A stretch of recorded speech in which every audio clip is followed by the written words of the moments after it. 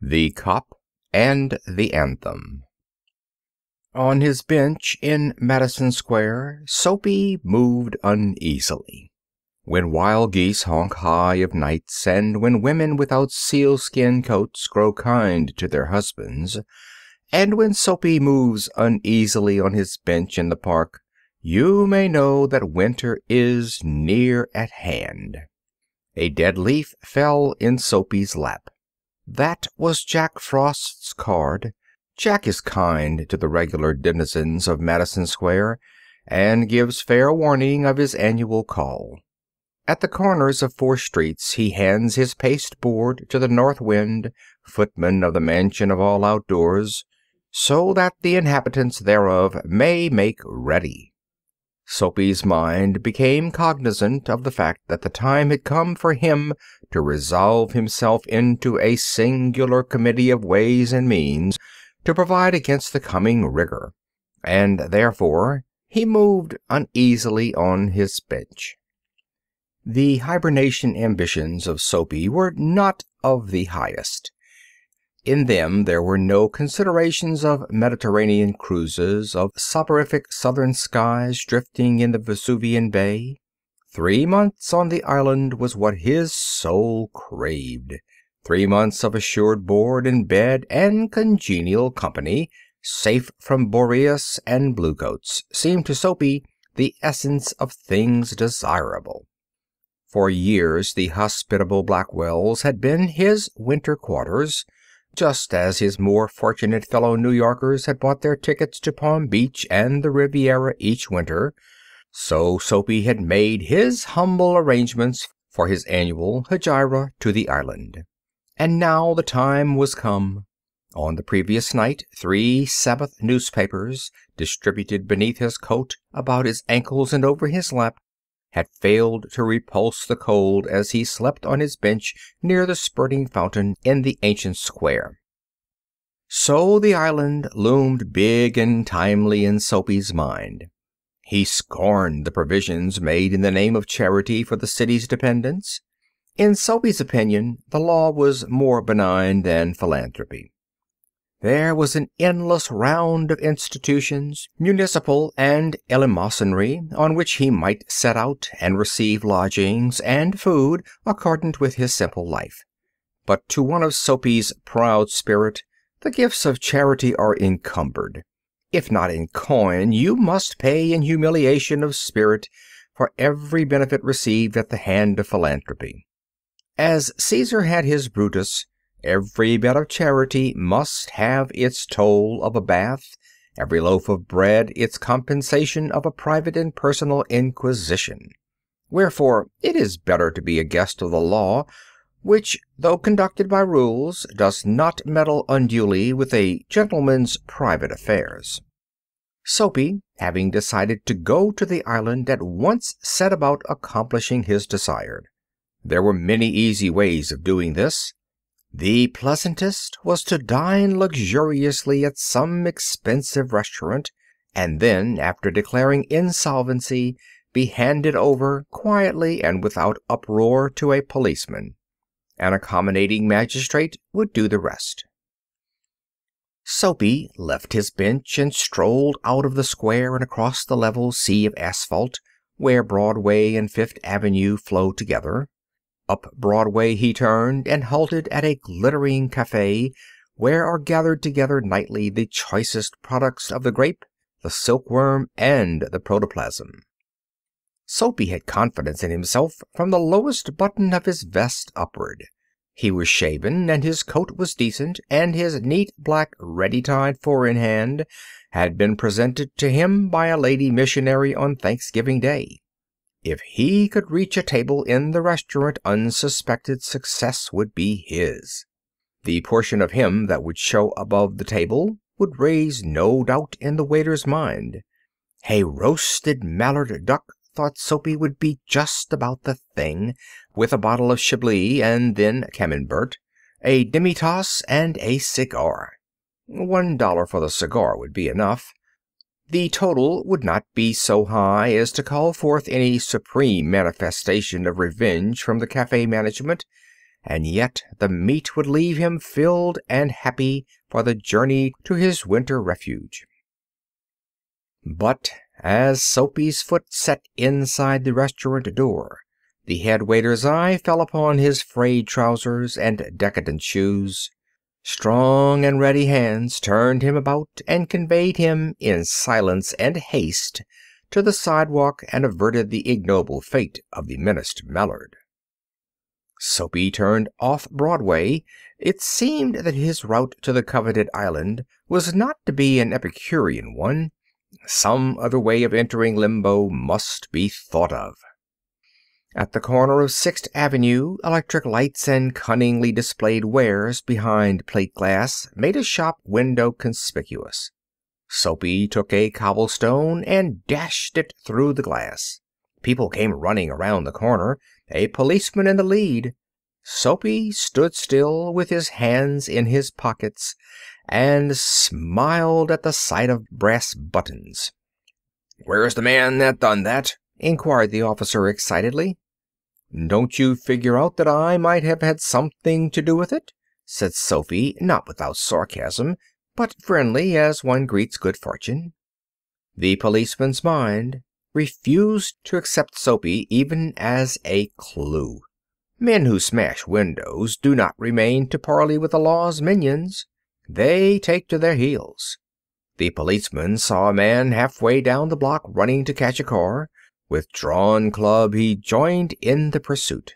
Soapy, with disgust in his heart, loafed along, twice unsuccessful. On the opposite side of the street was a restaurant of no great pretensions. It catered to large appetites and modest purses. Its crockery and atmosphere were thick, its soup and napery thin. Into this place Soapy took his accusive shoes and telltale trousers without challenge. At a table he sat and consumed beefsteak, flapjacks, doughnuts, and pie, and then to the waiter he betrayed the fact that the minutest coin and himself were strangers. "Now get busy and call a cop," said Soapy, "and don't keep a gentleman waiting."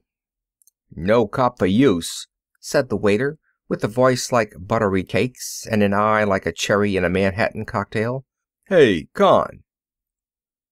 Neatly upon his left ear, on the callous pavement, 2 waiters pitched Soapy. He arose joint by joint as a carpenter's rule opens, and beat the dust from his clothes. Arrest seemed but a rosy dream. The island seemed very far away. A policeman who stood before a drugstore 2 doors away laughed and walked down the street. 5 blocks Soapy traveled before his courage permitted him to woo capture again. This time the opportunity presented what he fatuously termed to himself a cinch. A young woman of a modest and pleasing guise was standing before a show window, gazing with sprightly interest at its display of shaving mugs and inkstands, and 2 yards from the window a large policeman of severe demeanor leaned against a water plug. It was Soapy's design to assume the role of the despicable and execrated masher.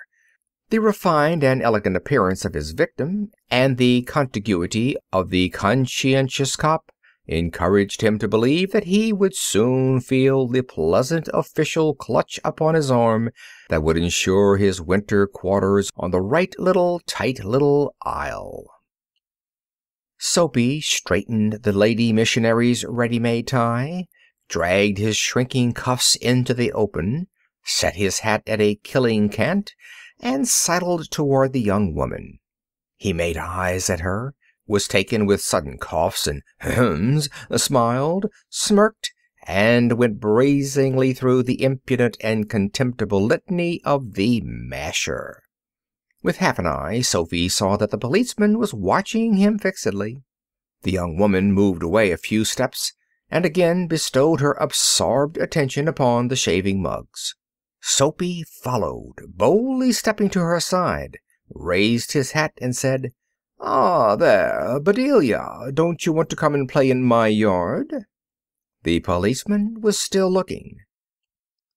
The persecuted young woman had but to beckon a finger, and Soapy would be practically en route for his insular heaven. Already he imagined he could feel the cozy warmth of the station house. The young woman faced him and, stretching out a hand, caught Soapy's coat sleeve. "Sure, Mike," she said joyfully. "If you'll blow me to a pail of suds, I'd have spoke to you sooner, but the cop was watching."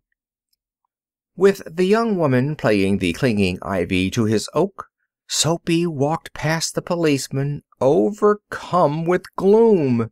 He seemed doomed to liberty. At the next corner he shook off his companion and ran. He halted in the district where by night are found the lightest streets, hearts, vows, and librettos. Women in furs and men in greatcoats moved gaily in the wintry air. A sudden fear seized Soapy that some dreadful enchantment had rendered him immune to arrest. The thought brought a little of panic upon it, and when he came upon another policeman lounging grandly in front of a transplendent theater, he caught at the immediate straw of disorderly conduct. On the sidewalk, Soapy began to yell drunken gibberish at the top of his harsh voice. He danced, howled, raved, and otherwise disturbed the welkin. The policeman twirled his club, turned his back to Soapy, and remarked to a citizen, "'Tis one of them Yale lads celebrating the goose egg they give to the Hartford College. Noisy, but no harm. We've instructions to lave 'em be." Disconsolate, Soapy seized his unavailing racket. Would never a policeman lay hands on him? In his fancy, the island seemed an unattainable Arcadia. He buttoned his thin coat against the chilling wind. In a cigar store he saw a well-dressed man lighting a cigar at a swinging light. His silk umbrella he had set by the door on entering. Soapy stepped inside, secured the umbrella, and sauntered off with it slowly. The man at the cigar light followed hastily. "My umbrella," he said sternly. "Oh, is it?" sneered Soapy, adding insult to petty larceny. "Well, why don't you call a policeman? I took it. Your umbrella. Why don't you call a cop? There stands one on the corner." The umbrella owner slowed his steps. Soapy did likewise, with a presentiment that luck would again run against him. The policeman looked at the two curiously. "Of course," said the umbrella man. "That is, well, you know how these mistakes occur. If it's your umbrella, I hope you'll excuse me. I picked it up this morning at a restaurant. If you recognize it as yours, why, I hope you'll—" "Of course it's mine," said Soapy viciously. The ex-umbrella man retreated. The policeman hurried to assist a tall blonde in an opera cloak across the street in front of a streetcar that was approaching 2 blocks away. Soapy walked eastward through a street damaged by improvements. He hurled the umbrella wrathfully into an excavation. He muttered against the men who wear helmets and carry clubs.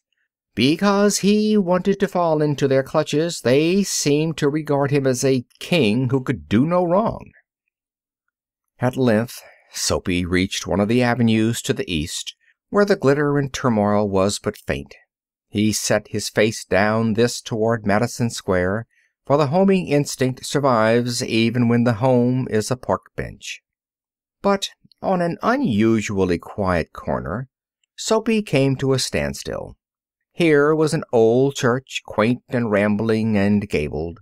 Through one violet-stained window a soft light glowed where, no doubt, the organist loitered over the keys, making sure of his mastery of the coming Sabbath anthem.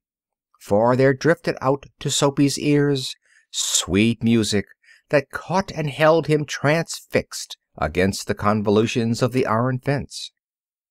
The moon was above, lustrous and serene. Vehicles and pedestrians were few. Sparrows twittered sleepily in the eaves. For a little while the scene might have been a country churchyard.